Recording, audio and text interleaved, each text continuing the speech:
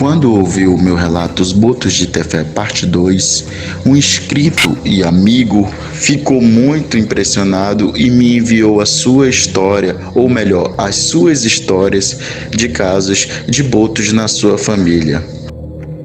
Fique agora com as histórias do Andrew, contada e narrada por ele mesmo.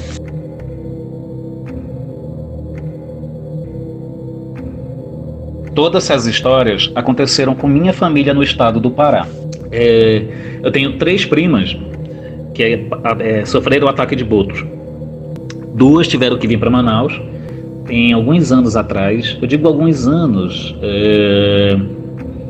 mais de 14, 15 anos atrás isso.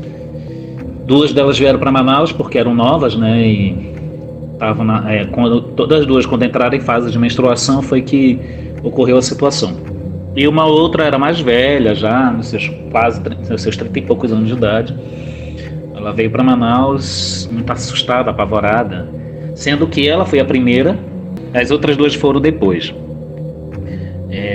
A Socorro, que eles estavam conversando na cozinha e tal, e a minha tia disse bem assim: minha filha, fecha a janela porque já está escurecendo, vai começar a ter ataque de carapanã. Ela, tá bom. Então ela foi fechar a janela e ela olhando para todo mundo, falando e fechando a janela. Quando ela sentia que alguma coisa a impediu de fechar a janela por completo, ela viu uma mão muito branca. E quando ela abriu a janela, que ela olhou, era um homem, todo de branco, com um chapéu branco, e os olhos totalmente brancos. E ela se assustou, ela gritou, e aí ela disse que aquilo foi para cima dela. E ficou assustada, porque todo mundo viu que alguma coisa passou, porque também a janela se balançou e tal, como se tivesse fugido. Coisa de boto é uma coisa séria, né? Embora para muitos seja só uma lenda. Que uma delas, eu acho que era... Eu esqueci o nome delas, que assim, eu não tenho muito... Eu não lembro muito delas assim, porque também vim embora para Manaus, né? Eu sei que uma delas, quando entrou, a família morava na beira do rio, no interior, como até hoje eles moram. E a minha prima, quando ela entrou em fase de menstruação, ela deixou a menstruação vazar por entre as brechas das madeiras e pingar na água. Então isso atiçou os botos que estavam por perto, né? Então toda noite os botos ficavam cutucando por debaixo do chão, né? E ela começou a adoecer. E ela dizia realmente que tinha um homem que vinha vê-la toda noite. E ela estava apavorada. Aí teve uma vez que acordaram, acho que foi minha tia que acordou. Essa situação, quem me conta toda é a Socorro, né? Que foram ver cadê a menina na rede. Ela não estava na rede. Aí foram procurar, a porta da casa estava aberta e ela estava no trapiche, né? Acho que chamam isso. Que é próximo da casa dela, né? Na beira, assim, e ela já ia se atirar e ela se ia atirar no rio. Seguraram ela, foi quando ela acordou do estado de transe. Aí foi quando ela veio primeiro para Manaus.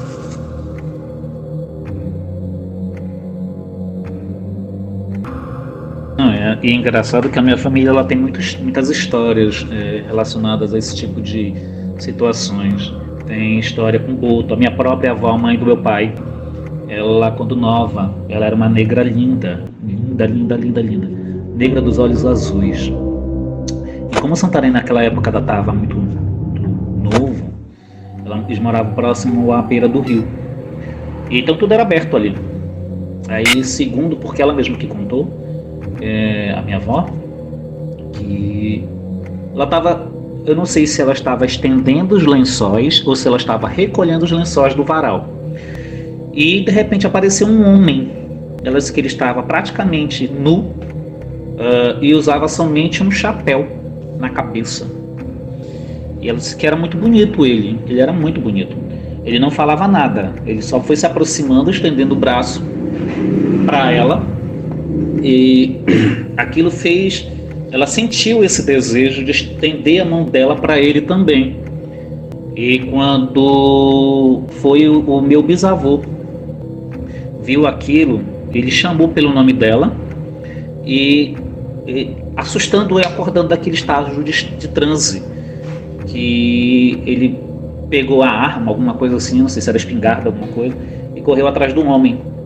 E aí foi quando ela que viu que ele mergulhou no rio e quando voltou aquele boto. E ela ficou atordoada e ela passa um bom tempo sonhando com ele. Mas graças a Deus não aconteceu mais nada.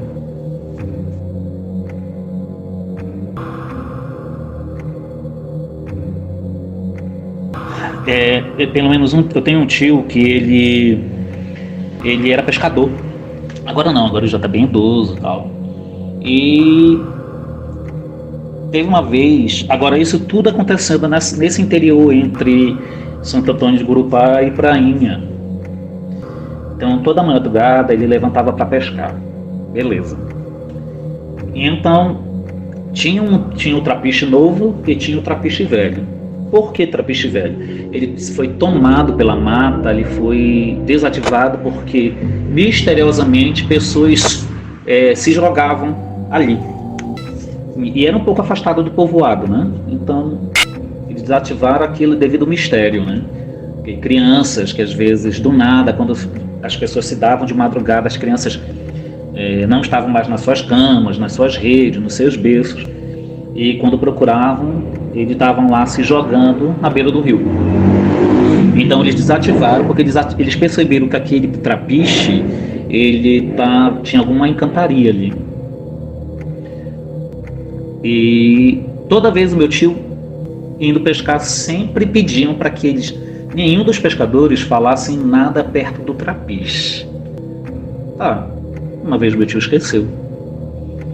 Aí quando eles chegaram de uma pescaria de dias, aí eles passaram pelo trapiche velho para poder chegar ao povoado, né? Aí eu disse: Washington, que horas que tu vais querer me encontrar aqui? Ele disse: fulano, 3h30 da manhã tu bate lá na minha porta que eu já levanto, a gente já prepara, já vou deixar tudo preparado pra gente pescar, tá bom? Ele disse: tá bom, beleza, tudo bem. Quando foi 3h30 da manhã, alguém bateu na porta e ele não falou nada, só bateu na porta: tá, já tô indo, tal, tchau mulher, tal, tchau, tchau. Ele se arrumou e quando ele olhou, disse: fulano, me espera. Só que ele só via aquela sombra preta com as características do amigo dele andando.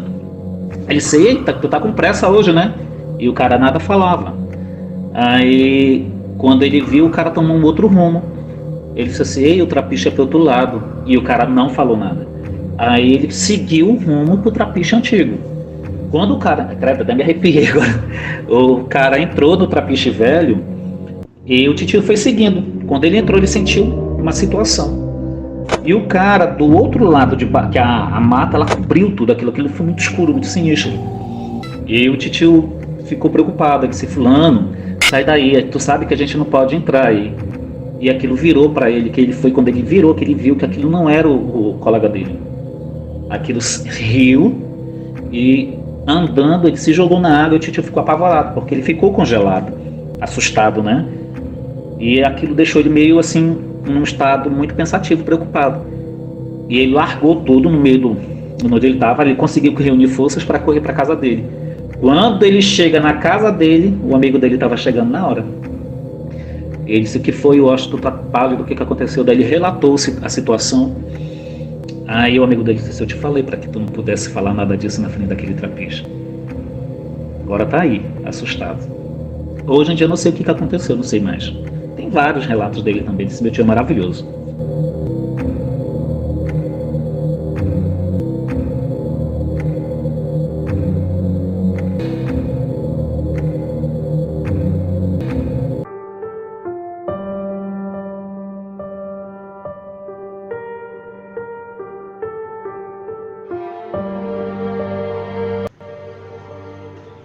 A minha avó me contou que na nossa casa ela tinha vários cachorros. Se eu não me engano, eram 12 cachorros. Eles começaram a latir e se ouviram passos. Quando perceberam que não eram desse mundo, todos correram para dentro. Vovó, vovô, meus primos e tios.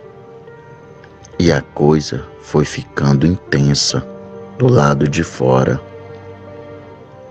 Os cachorros não paravam de latir, enquanto algo andava na área externa e gemia.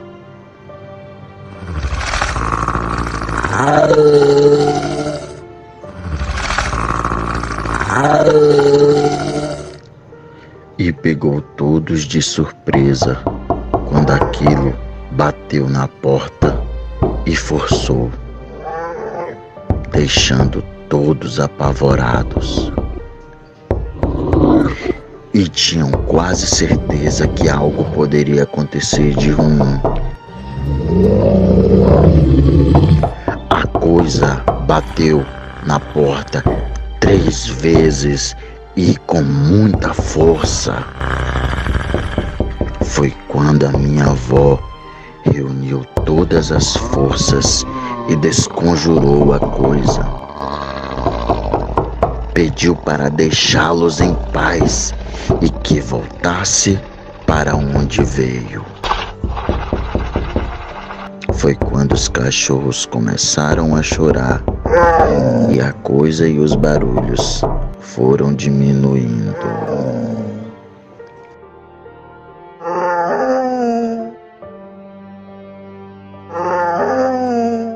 Porque foi assim, mano, porque a minha avó, a gente até se surpreendeu, porque ela chegou em casa no outro dia.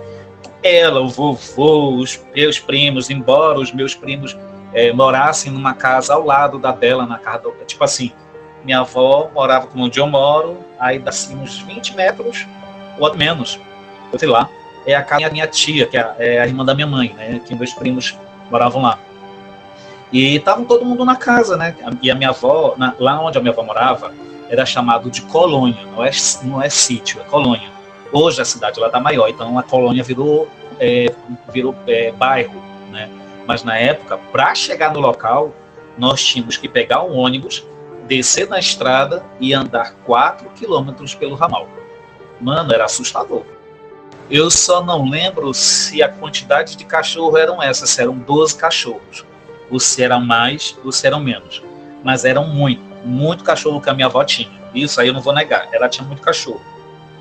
E ela mesmo dizia que ela usava os cachorros justamente para essa questão de assustar, porque aquele local ali tinha muita visagem. Ali tinha muita visagem. Minha avó sofreu muito ali na época que ela morou, e olha que eu frequentava o local nos anos 80, eu era criança, e eu não gostava muito de ir, porque criança tu já viu, né? A gente tem a percepção muito mais forte. E quando ela contou esse relato pra gente, ela chorou, porque a mãe chegou a não acreditar. E a minha avó ela ficou nervosa, e foi uma auê lá em casa, né? E aí tivemos que dar água com açúcar, acalmar a velha. E a mamãe, depois que a mamãe viu que a vovó estava falando sério, né? Ela passou a acreditar mais, né? Mas ela contava mesmo que aquilo andando, e quando perceberam que não era uma coisa, não era um ser humano, porque os cachorros começaram a latir mesmo sim, porque a casa da minha avó ela ficava de frente para a estrada, né? Então na frente da estrada já aquilo que eu te falei, passava calça molhada, era o caminho da onde tinha o sítio abandonado, que ia de uma ponta a outra do terreno dele, fechando toda a mata, que as pessoas não passavam ali assim de qualquer jeito, né? Então, quando eu vi a minha avó contando e ficar naquele estado, eu acreditei, né? Eu acreditei, porque ela falou assim, quando eu desconjurei, e ela disse que ela mandou ele ela disse assim, quase ela mandou ele para o inferno, mas que ela mandou ele voltar para onde ele veio. Mas não foi com essa calmaria, né? Foi com grito, e foi grito mesmo. E ela contando, coitada, eu fiquei com muita pena da minha avó. Agora, assim, ela contava que na hora que ela desconjurou e que os cachorros estavam latindo, que alguma coisa, eu acredito também que eles tenham visto o bicho de frente. Foi quando eles começaram a chorar, a gritar, assustados, né? E aquilo foi se afastando, mas fazendo barulho, e o barulho foi diminuindo. Era gemido, eram passos, E tanto que quando ele bateu na porta, foram 3 porradas, mesmo assim, segura, sabe? Com força mesmo. E a minha avó ficou muito assustada com isso, porque ela tinha quase certeza que aquilo ia arrombar a porta, ia derrubar aquela porta. Agora, eram 2 idosos, né? Minha avó, meu avô, os meus primos, na mesma idade que eu tinha, entre 6, 7 anos, ou até menos, e os meus tios, né? Agora, como é que tu vai lidar com uma coisa que tu não tá vendo? Né? Era assustador. Você pensar nisso. Era beleza. Eu que não queria estar no lugar deles.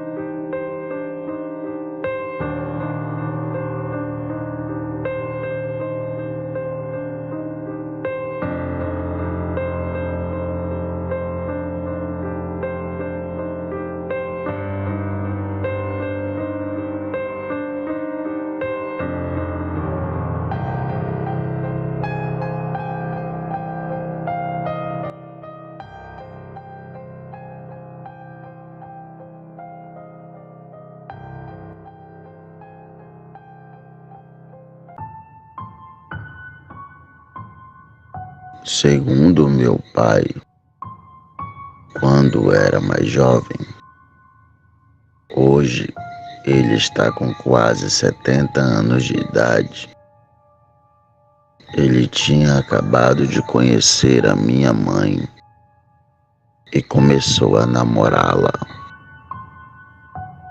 Na época, meu pai tinha pouco tempo que entrara no exército. E geralmente ele ia ao encontro de minha mãe após o serviço, e isso foi na cidade de Santarém, no Pará. A cidade na época era pequena, então para onde quisesse ir, poderia ir a pé, sem medo ou preocupação. Isso no início dos anos 70. Mas tinha um porém. Para meu pai chegar à casa de minha mãe, era preciso passar pelo cemitério que fica no centro da cidade, tanto para ir quanto para voltar. E esse cemitério existe até hoje. E justamente na avenida principal da cidade, onde acontecem os eventos de carnaval e de 7 de setembro. Meu pai quase todas as noites ia ver a minha mãe, mas sempre passava pelo cemitério, digo, na frente dele.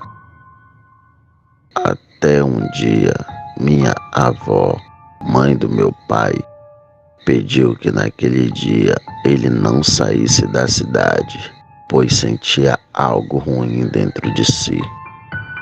Meu pai só fez rir e saiu. Naquela noite, o tempo passou rápido, que ele não viu que já era de madrugada, tipo 1 da manhã. E ele, preocupado porque cedo estaria de pé para ir trabalhar, se despediu da minha mãe e seguiu o seu destino. Quando chegando próximo do cemitério, de longe avistou uma mulher de branco, de cabelos longos, sentada na calçada em frente ao portão do cemitério. Quando ele passou por ela, sentiu um grande arrepio e medo. A olhou e deu boa noite para a moça, que nem a cabeça levantou. e nem respondeu. Papai, intrigado, ficou olhando para ela até dobrar a esquina do cemitério e entrar numa parte da outra rua pouco iluminada. Foi quando ele sentiu que algo o estava seguindo. Quando olhou para trás, era justamente a dita moça. Ele parou, olhou para ela e perguntou se estava tudo bem. As ruas estavam completamente desertas. Foi quando ele pegou um baita susto, que a mulher simplesmente cresceu na frente dele. Do nada, tinha mais de 2 metros de altura e foi na direção dele andando bem devagar, como se estivesse arrastando os pés. Meu pai correu desesperado ao ver aquilo e sempre olhava para trás. E por incrível que pareça, a moça continuava seguindo ele. Ao chegar na casa dele, meu pai, aos gritos e muito assustado, pedia: pelo amor de Deus, abra a porta, quase arrombando a mesma. Minha avó abriu e meu pai caiu nos braços dela, muito assustado. E quando ele apontou para fora, minha avó ainda viu a dita moça parada na esquina e simplesmente sumiu do nada. Minha avó ainda lembrou ao meu pai que tinha pedido para não ir e mesmo assim ele foi.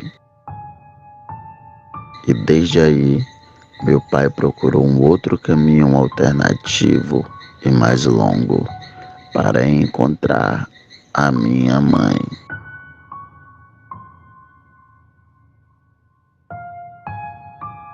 Agora sim, né? O meu pai era um cara muito descrente, muito cético. Ele não era de acreditar em qualquer coisa. Meu pai, ele sempre foi um cara muito sério, muito compenetrado. Por isso que eu acredito quando ele, por isso que acreditei quando ele contou, né? Porque meu pai, ele é um cara que leva as coisas muito a sério. E foi interessante ele contando que era um trajeto dele, né?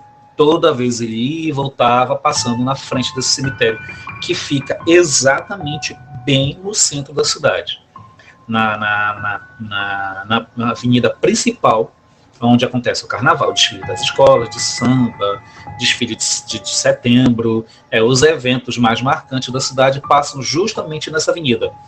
E esse cemitério é justamente nessa avenida. Então, ele caminhava da casa dele até a casa da minha mãe, que não era tão longe, né? Nos anos 70 não era tão grande, a cidade não era tão grande, Santarém não era tão grande. Então dava para ele, depois do trabalho, né, ele ir lá com ela. E ele voltava sempre a pé para a casa dele, que não tinha tanto perigo. E nesse dia que ele resolveu ir na casa da minha avó, da mamãe, a minha avó pediu para que ele não fosse, porque ela sentiu, não estava se sentindo bem, e ela sentiu que alguma coisa não ia sair legal, né? E ele só fez rir e foi embora, né? E tá, lá namorando, lá com a mamãe empolgado, quando ele viu, já estava tarde, porque meu pai ele levantava de madrugada para poder ir para o exército, né? Então, ele na agonia, pegou, se despediu tal, e foi andando. E ele sempre voltava para casa dele cedo, né, antes da meia-noite. E nesse dia era 1h, um pouco mais de 1h da manhã. Então ele estava bem apressado. E foi quando ele caminhando na principal, que passa justamente onde está o cemitério, que ele viu uma moça sentada na calçada. Só que, distante ainda, ele percebeu, ele viu pela fisionomia que era uma mulher, né, de branco, sentada na calçada, na frente do portão do cemitério. E quando ele passou na frente dela, ela não levantou a vista, ela ficou de cabeça baixa, ele deu boa noite e ela ignorou. Foi quando ele pegou a esquina, né, dobrou a esquina, e a outra rua não era tão iluminada. E ele continuou seguindo. E como o cemitério ele pegava toda uma quadra, é uma quadra imensa, então ele pegou a lateral do cemitério e continuou seguindo.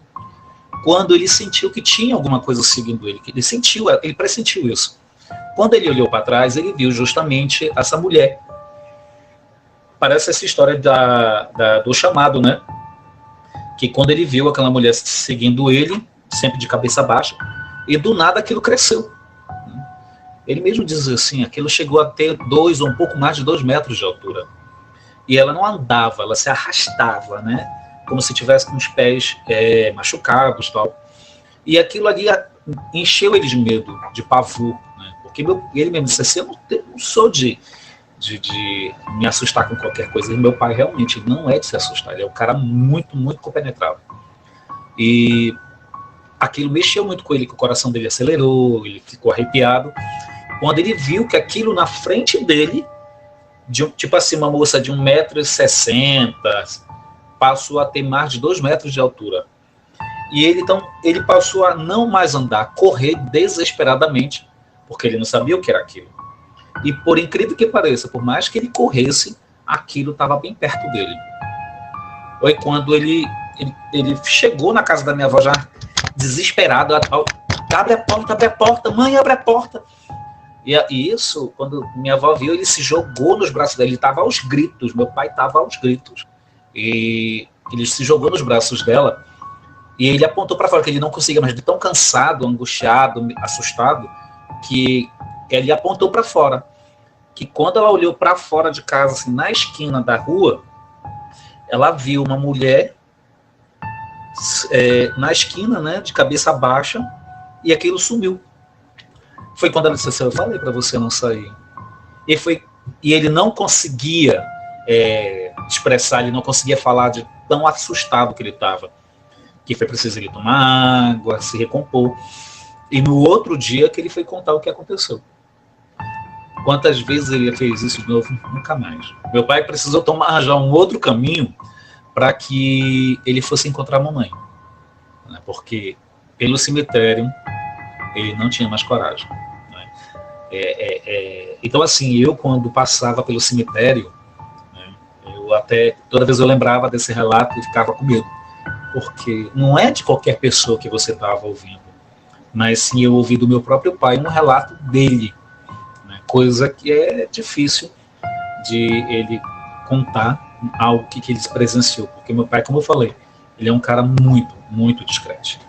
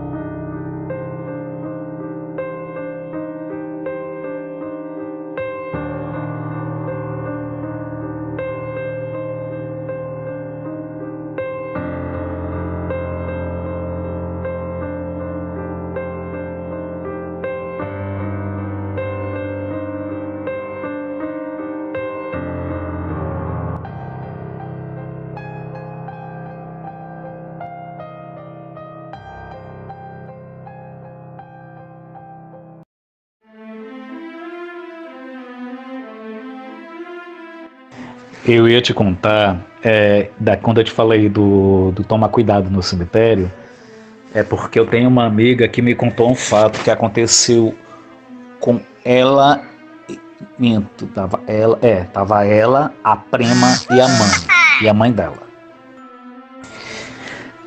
Segundo ela, a minha amiga,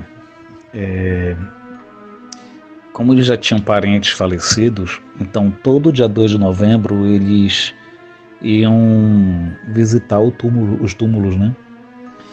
E a prima dela veio do interior, eu não lembro qual é a cidade, mas ela veio do interior, aqui em Manaus mesmo, né? E eles, para poder visitar os túmulos e tal.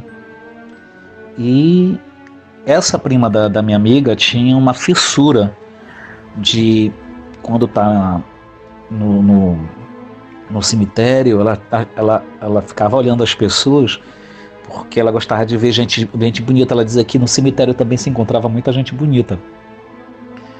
E a minha amiga disse assim: menina, deixa de doido, isso é coisa de doido, sabia? Ela, mano, mas é verdade, eu acho legal, a gente encontra cada gatinho. Aí a minha amiga, Deus me livre, tu é doida mesmo, não? Aí tá, beleza, né? Se arrumaram, tudinho e tal, e foram visitar os túmulos da família, né? Se eu não me engano, tinha era no Tarumã, do Tarumã. Isso, do Tarumã? Não lembro. Parte do Tarumã e parte no São João Batista. Isso. Ela me falou que eles foram, né? Beleza. E lá, num certo momento, que estavam visitando os túmulos lá do João Batista, né? Que eram já uns mais antigos e tal. A prima dela sumiu. Daí, mãe, a senhora viu a fulana? Que eu não lembro o nome da menina. Aí a mãe dela disse: não, filha, eu não a vi. Ela estava aqui agorinha. E tá. Deixa estar que a minha amiga procurou a prima dela, né? E nada de achar menina, tal. Até que encontrou a menina encostada assim num canto assim, tremendo, assustada. E aí a minha amiga disse assim: fulano, o que foi que aconteceu? O que tem? Por que tu tá tremendo? Aí ela estava assim, com um pensamento distante, como se ela estivesse longe, em transe, né? Se tremendo toda, assim, olhando para o nada, fixamente. Ela, fulana, o que está acontecendo? Me conta logo, pelo amor de Deus, tu está me deixando assustada. Bora. E ela levantou a menina, né, e foram andando, e a menina ali tremendo, pensando, com um pensamento longe, distante e tal. Quando elas encontraram a mãe da minha amiga, a prima dela olhou e disse assim: bora embora, eu quero sair daqui. Aí tá, né, foram embora tal. E aí daí ela disse assim: eu não quero mais, não quero ir lá no Tarumã não, eu quero ir pra casa, por favor, me leva pra casa. E aí, viram pelo estado que a menina estava pálida, tremendo toda atônita, assustada, distante, né? Aí tá, chegaram em casa, tal. E aí foram conversar com a menina, né? Foi quando ela conseguiu dizer o que tinha acontecido. Que ela lá, conversando com a prima dela, né? A prima dela conversando com a minha amiga, na verdade, falando, né, que ela ia encontrar algum gatinho por lá e tal. Ela disse: menina, deixa de besteira, a gente tá no cemitério, a gente não tem que vir no cemitério pensando nessas bobagens. Ela disse: menina, eu acho que eu vou achar até um rico por aqui. Beleza. E lá na hora que elas estavam visitando o túmulo do parente lá deles, a prima da minha amiga viu alguém, né, viu um rapaz afeiçoado, bem aparentado, bonito, e começou a trocar uns olhares com o rapaz. E aí o rapaz acenou para ela. Como a minha amiga e a mãe delas estavam distraídas, não viram quando a moça se afastou. E o cara levou a menina por entre as quadras, né, lá do cemitério, para um canto mais isolado e começou a conversar com ela. E ela já estava admirada, com cara, né? E quando ela perguntou para ele, e qual é o bairro que tu moras? Ele disse, isso segundo o relato da minha amiga, tá? Ele disse para ela que fazia muito tempo que ele não ia para casa. Aí ela, mas por quê? Se eu tenho um novo lar. Ela, sério? Mas tu é daqui de Manaus? Daí ele disse sim. Mas o meu novo lar, eu já moro nele há um bom tempo. Aí ela, e tu moras aonde? Aí ele olhou para ela e olhou para trás. Quando ela olhou para onde ele estava olhando, eles estavam sentados exatamente na sepultura, lá na coisa da sepultura do rapaz, onde estava a foto dele e o nome do menino. Isso deixou a menina apavorada, desesperada. Como ela não conhecia direito o São João Batista, que eu também já fui ali e eu me perco ali dentro, ela tão ficou apavorada, ela se jogou num canto assustada, porque não acreditava no que viu. E tanto que depois a minha amiga, você não fala, e tu fica procurando coisa que não deve, falando besteira, isso é que dá. Agora, da próxima vez que tu fores no cemitério, vê se tu para de estar pensando essas besteiras. A mim, você sabe quantas vezes eu vou? Nunca mais. Por isso que eu te falei, quem sabe de repente tu poderia encontrar alguma coisa ou alguém.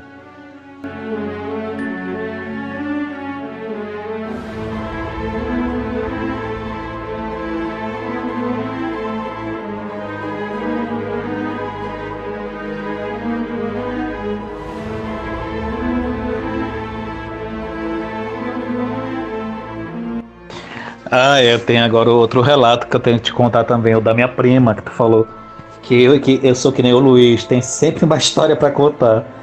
Eu não tenho culpa, que tu vai botando lá e a gente vai lembrando a hora. Mano, o da minha prima foi assim. A minha família, por parte do meu pai, essas minhas primas, também são as mesmas do relato do Boto, né? Embora a dos relatos do Boto tenha sido numa outra época. A minha tia, ela foi morar nessa cidade, no interior, né, em São Benedito do Gurupá. E essa minha prima, o que ocorreu o fato, ela estava de passagem na cidade. E que conversando e tal, a cidade é uma cidade pacata, é uma cidade que tem, eu não sei hoje, né, mas era perigoso estar andando assim a esmo, principalmente por causa de onça, né? Que as onças passam pela cidade, porque é uma cidade pequena. E até a luz tem horário para acender e horário para apagar, né? Desligar, que é gerador. E segundo eles, né, até mesmo a minha própria prima contando, que a matriz da cidade, ela tem relatos, né, sobrenaturais. As pessoas passam por lá, na frente ouvem gemidos, gritos, são gritos assustadores, apavorantes, e é onde você até ouve vozes de lamentações, né? E até uma das minhas primas, eu lembro, foi até a Socorro que confirmou a história, ela disse, mano, foi até assustador, porque a Loli estava de passagem por lá, né? Então a Loli morava em outra cidade, com um companheiro dela, né? E aí contaram para ela essa história. Ela só fazia rir. Minha prima ela é meio descrente. E olha que ela já fez parte da religião, ela já foi da Umbanda. E aí lá tem um evento, né, que é a festa da comunidade e tal. Tem uma festa lá do santo, não sei o quê. E lá eles foram pro festejo, né? E voltou a minha prima. A minha prima voltou com os amigos, né, lá, bêbada, morta de bêbada e tal, e falando besteira, rindo, brincando e tal, na volta. E nisso eles passam na frente da igreja da matriz, né, andando, né. E aí até uma dos amigos dele disse assim, gente, não é melhor a gente não passar por aqui não, ou então bora fazer silêncio. Aí a minha prima, por quê? Que bobagem é essa? Não, aqui tem visagem, tem choro, tem gemido. Deus me livre, eu que não quero estar ouvindo essas coisas. Aí a minha prima virou para ele e disse assim, eu duvido que esse negócio exista, vocês ficam contando a história para ficar assustando esse povo. Eu quero é ver se isso acontece comigo. Isso eles estavam passando já na frente da igreja. O pessoal se assustou quando ouviram, tipo assim, ó, um tapa. E a minha prima voou, assim, eu digo voou, na verdade ela rebolou, né, pra frente e ela caiu no chão, estatelou toda. E aí, Loli, pelo amor de Deus, o que foi que é isso? Que todo mundo ouviu o barulho, né? Aí a minha prima, assustada, tal, ela tentando entender o que foi que aconteceu, ela tava com uma enorme dor na nuca. E tava vermelho do pescoço dela, né? Na parte da nuca. Ela sai, me tira daqui, pelo amor de Deus, me tira daqui, o que foi isso? E a minha prima, ela ficou assustada com isso, né? Porque ela não acreditava, né? E a minha prima é o tipo, é muito que nem São Tomé, só acredita vendo. E foi o que aconteceu com ela, né? E a minha prima Socorro, ela fala que essa igreja realmente, depois da meia-noite, ninguém tem coragem de ficar, nem o padre fica na igreja depois de uma certa hora. Que ele tranca a igreja, ele sai da paróquia, ele tem lá onde ele fica, né? Aí ele fica pra lá trancado. Porque as pessoas dizem, é muito choro, muito grito, muito gemido de madrugada. A partir da meia-noite tem muita lamentação, as pessoas ouvem vozes de gente chorando dentro da igreja. E a minha prima disse, eu que não volto nunca mais ali. Eu morri de rir, claro, quando a Socorro confirmou e contou a história, né? Porque são histórias que são da minha família, né? E, mano, e não tem como não acreditar. Que é uma coisa muito assustadora. Vocês levar um tapa e não saber de quem e de onde veio.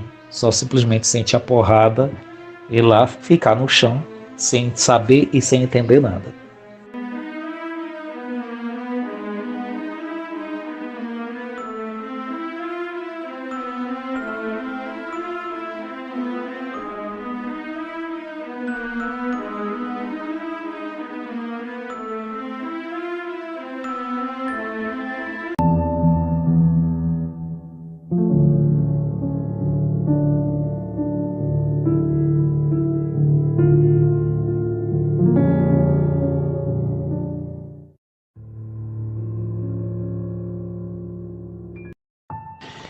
Sabe, relembrando esse fato que aconteceu na minha vida, eu devia ter sim entre 9 a 10 anos de idade quando nós nos mudamos para essa casa que antigamente era um hospital. E no início tudo parecia muito bacana, um lugar novo, o quintal era muito amplo porque era a garagem dos caminhões do exército, né? Os tratores, as caçambas, as coisas que o exército usava para poder trabalhar na cidade, né? Então a vila, porque na verdade o hospital se tornou uma vila, então cada pedaço do hospital virou uma casa para cada família, né? E nesse hospital moravam, desativado, né, virado vila, moravam 3 famílias. E assim, no início foi muito tranquilo, né? Nada aconteceu, nada foi surpreendente, né? A gente estava levando a nossa vida normal. E a partir de um tempo, como eu conto no relato, os nossos quartos, eles ficavam com as suas portas de frente para o corredor, né? Então tinha uma parte do corredor que era amplo, e lá botamos a nossa mesa e lá fizemos a nossa sala de janta. E a cozinha, por ser muito ampla, ela era grande a cozinha, então tinham 2 entradas. Uma dava acesso para a sala, né, para a sala de estar, e a outra era justamente a porta do lado do meu quarto.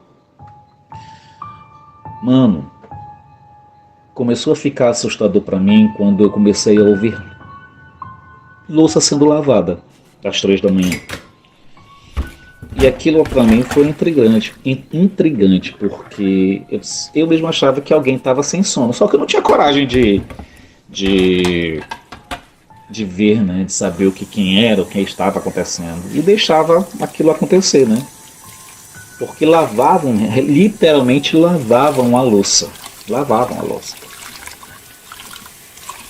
E Com o tempo, as minhas irmãs passaram a relatar o mesmo fato, de que elas também estavam ouvindo de que a louça estava sendo lavada de madrugada. Mas deixe estar que que na louça, na verdade, não tinha nada na pia. A gente nunca deixava a louça suja. A gente sempre, antes de dormir, deixava tudo bem organizado e tal. E as louças arrumadas, guardadas nos seus devidos lugares. E a gente passou a questionar isso. Beleza. Passou-se um tempo. Eu acho que eu já estava com 10 anos, eu acho. Esse fato ele tinha dado um tempo, né? Tanto que a gente falou para minha mãe, né? E a mamãe não acreditava. A minha mãe era uma mulher, embora muito fervorosa na sua fé, na sua religiosidade, ela não acreditava em qualquer coisa. Então, passou-se um tempo, o barulho da louça lavada passou a ser mais cedo. Como nós já tínhamos o costume de dormir cedo, porque nós estudávamos de manhã, né? Todos os filhos estudavam de manhã. Então, tipo, 10, 11 horas no máximo, todo mundo já estava deitado, recolhido nos seus cantos para dormir. E a porta do meu quarto ele ficava aberta porque eu tinha pavor de dormir no escuro. Então a porta do meu quarto ficava aberta porque a luz do corredor era a única que ficava acesa em toda a casa. E eu comecei a ouvir novamente a louça sendo lavada, né? E aquilo me espantou, porque estava sendo mais cedo, né? Mais ou menos meia-noite ou um pouco mais de meia-noite. E ficou pior quando eu comecei a ouvir passos e gemidos pela casa. Era um gemido de dor, como se fizesse assim... Ai, ai, ai, e arrastava a sandália, né? Como se aquilo fosse muito pesado para a pessoa. Cara, aquilo com o tempo foi me deixando apavorado, assustado, e eu temia que fosse algo pior, né? Até que uma noite eu estava lá na beliche, que eu dormia na beliche, né, na cama de cima, e incrivelmente dava aquela hora, eu já acordava ouvindo a louça sendo lavada, né, e de repente o som do gemido começou a ecoar pela casa. Então, como a minha mãe tinha dividido a sala por ela ser muito grande, ela fez da outra parte da sua sala de costura. Então os gemidos e o arrastar da sandália começou pela sala de costura da mamãe, foi andando pela sala, devagar, como se tivesse muita dor, e entrou pela primeira porta da cozinha. E incrível, como no momento que aquilo entrou na cozinha, o barulho da louça sendo lavada parou. Mano, aquilo me deu uma angústia, uma aflição, um desespero, que eu me embrulhei todo, mas eu fiquei olhando pro lado de fora, tentando ver se aquilo ia aparecer para mim. E eu só com os olhinhos debaixo da coberta, olhando para fora do quarto, tentando visualizar o que iria sair dali da cozinha. E aquilo andando pela cozinha. E alto, não era baixo, era alto. E aquilo me intrigou porque ninguém estava ouvindo. As portas dos quartos estavam fechadas. Eu fiquei totalmente paralisado, chocado com aquilo. Agora para uma criança de 9 a 10 anos de idade.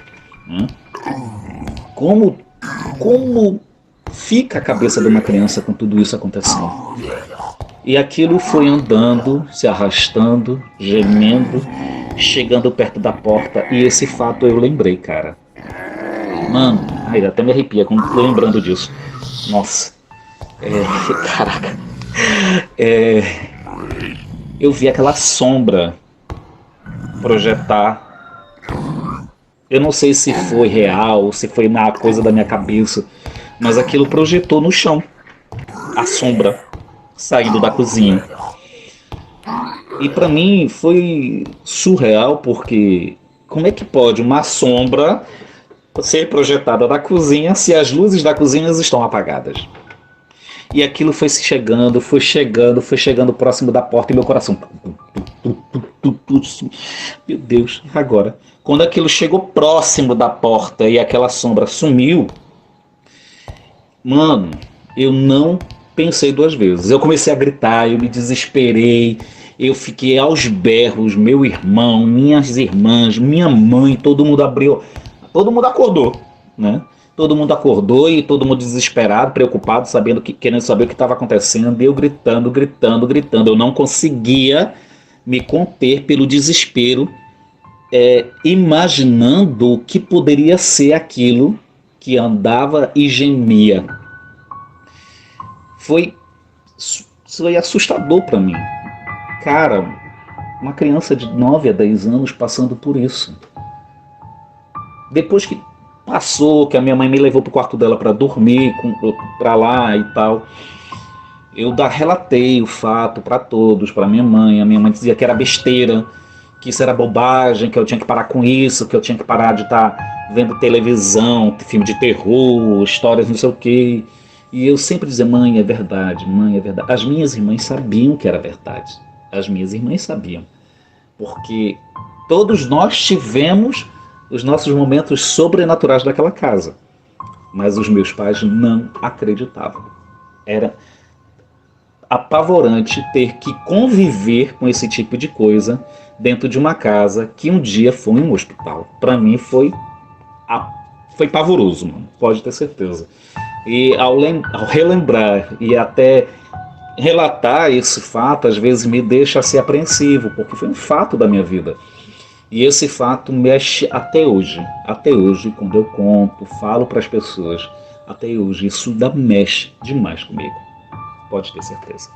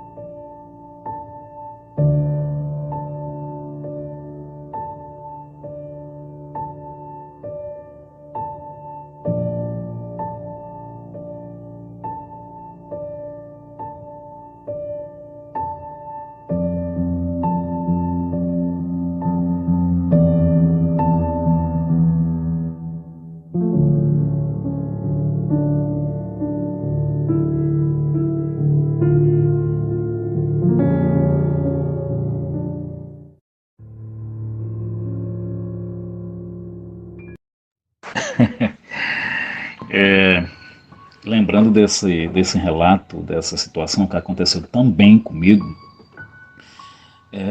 meu pai, ele servia no 8º Batalhão de Infantaria do Exército, que era o chamado 8º BEC, Batalhão de Infantaria e Construção. Então meu pai, ele passava mais tempo fora de casa do que conosco. Então ele viajava para outros estados, abrindo estradas, né? E eu era uma criança que qualquer coisinha adoecia. Qualquer coisa eu adoecia, mano. E isso para minha mãe, de uma certa forma, era preocupante.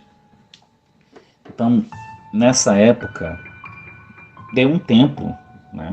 Esses relatos que também foi nessa casa que era o hospital, tinham parado, né? O gemido, o choro, a lavagem de louça e tal. Né? Eu já estava entre 10 a 11 anos, era em 1989, isso. E meu pai estava chegando de viagem, né, de uma das missões que ele fazia pelo Exército, né, de abrir estrada. Se eu não me engano, ele estava abrindo estrada para a banda de Oiapoque. E tinha que se apresentar no exército e tal, né? Ele foi e tal. E nesse dia, na volta, ele comprou para mim 2 gibis, né? Duas revistinhas em quadrinhos para mim. E eu estava na sala, que eu tinha tido febre, tinha tido vômito, enjoo, eu estava bem doentinho mesmo, né? Então, minha mãe nesse ponto era bastante preocupada comigo. E quando ele chegou, ele me deu esses 2 gibis, eu fiquei tão feliz, porque eu era uma criança, eu e os meus irmãos fomos criados a ter o hábito de leitura. Isso nossos pais, eles incutiram muito na gente, o hábito da leitura, né? E todo feliz, legal, tal, que meu pai me deu 2 gibis, né? Fui pro quarto deles ler, pra lá, né? Meu pai já tinha tomado banho e tal, né? Tava todo mundo, ele gostava de chegar do exército, ele gostava de assistir o jornal, né? E do jornal todo mundo já se sentava na sala para assistir a novela. E eu lá no quarto deles fui ler os livros, né? Fui ler os gibis. Como relatei, a cama dos meus pais era uma cama de mola. Então, quando você deitava, até mesmo sentar na beira da cama, fazia barulho. Parece uma coisa assim meio velha, né? E fiquei de bruço, né? E comecei a folhear o primeiro gibi, a ler, né? A ler o gibi, né? E os únicos movimentos que eu fazia eram exatamente o de virar as páginas, para que eu não perdesse a concentração fazendo barulho para que a cama não rangesse. Beleza. Estava lá eu lendo o meu gibi e de repente eu ouvi benzinho do meu lado fazer assim.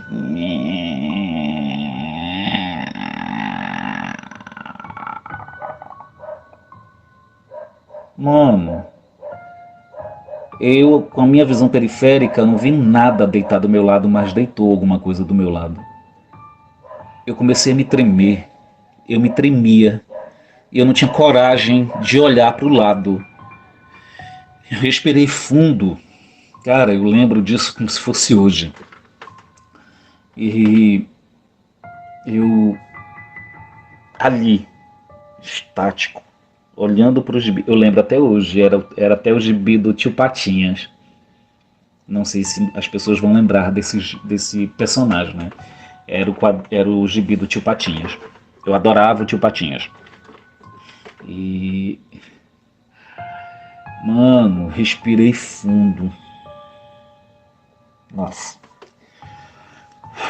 E... fui virando lentamente a minha cabeça para o lado, para ver o que estava do meu lado. Quando eu virei a cabeça para o lado, para ver o que era que estava ali, não tinha nada. Nada, nada, nada. Mas a cama do meu lado estava afundada, como se tivesse alguém deitado ali. Foi o que eu achei mais impressionante.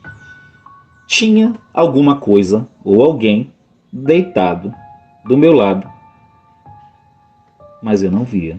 Mas estava lá, a cama afundada. O meu medo foi tão grande, tão assustador aquilo, que eu esqueci que eu estava doente, eu esqueci que eu tive febre, eu esqueci que eu tinha passado o dia vomitando, eu esqueci que eu corri com mais de 1000 do quarto dos meus pais. E cheguei na sala ofegante com a revistinha na mão. Meu pai ficou me olhando, todo mundo virou assim para mim. O que foi? Papai perguntou, né? O que foi? Eu respirei fundo, eu disse, nada. Nada não. Eu peguei e fui me esconder atrás do sofá. Do sofá de 3 lugares, que ficava justamente de frente para a televisão. Me escondi ali atrás do sofá e continuei a minha leitura. Porque eu sabia que se eu contasse ninguém ia acreditar. Não os meus pais, né? Não iriam acreditar. E ali fiquei. Até um deles, se eu não me engano, foi o papai, que foi pro quarto. Ali. E eu fui atrás. Eu fui olhar atrás dele se aquilo ainda estava ali deitado. E a cama estava normal. como se nada tivesse acontecido. E depois de muito tempo que eu contei o que tinha acontecido naquele dia, que acharam assim impressionante. Pô, tu tá doente, bicho, como é que tu correste daquele jeito? Aí foi quando eu contei. E eu fiquei pasmo de ver que aquilo deitou do meu lado e não tinha ninguém ali, mas somente a marca da cama afundada, mostrando que tinha alguma presença ali sobrenatural, mas eu não sabia quem era.